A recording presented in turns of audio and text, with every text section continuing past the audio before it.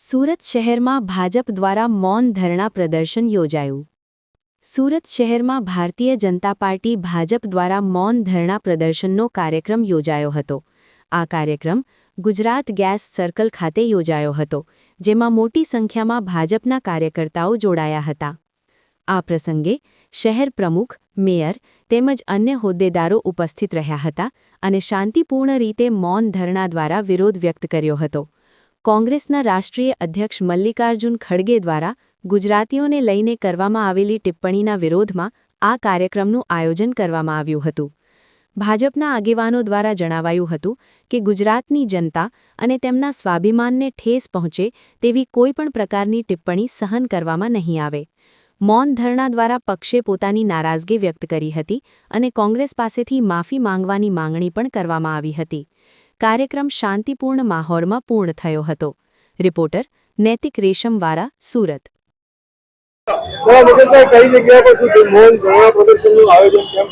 કોંગ્રેસના મૂર્ખ અને જોકર રાષ્ટ્રીય પ્રેસિડેન્ટ ખડગેજીએ જે ગુજરાતી બાબતમાં નિવેદન કર્યું છે કે ગુજરાતીઓ મૂર્ખ અને અભણ છે, તેનો વિરોધ કરવા માટે અમે આજે અડાજણમાં આ ધરણા પર મૌન વિરોધ કર્યો છે।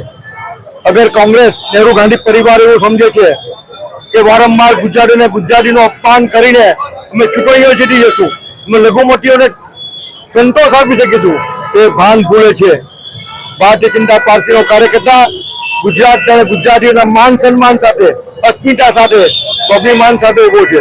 જે ગુજરાતે દેશને મહાત્મા ગાંધી, સરદાર વલ્લભભાઈ પટેલ જેવા સ્વતંત્ર સેનાનીઓ રાષ્ટ્ર પુરુષો આપ્યા છે, મોરારજી દેસાઈ જેવા રાષ્ટ્ર પુરુષો આપ્યા છે, અને નરેન્દ્રભાઈ મોદી સાહેબ અને અમિતભાઈ શાહ સાહેબ જેવા મજબૂત નેતૃત્વને આપ્યું છે।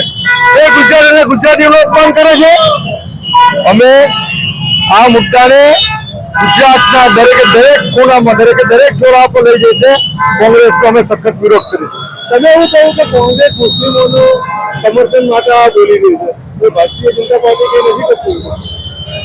કોંગ્રેસ લોકોના જે મત બેંક છે એને ખુશામતખોરી માટે આવા નિવેદનો કરે છે અને ગુજરાતીઓનું અપમાન કરી રહ્યું છે। ભારતીય જનતા પાર્ટીને મતદાન મુસ્લિમો ભારતીય જનતા પાર્ટીને ગુજરાતની તમામ પ્રજા મતદાન કરી રહી છે, દેશની તમામ પ્રજા મતદાન કરી રહી છે।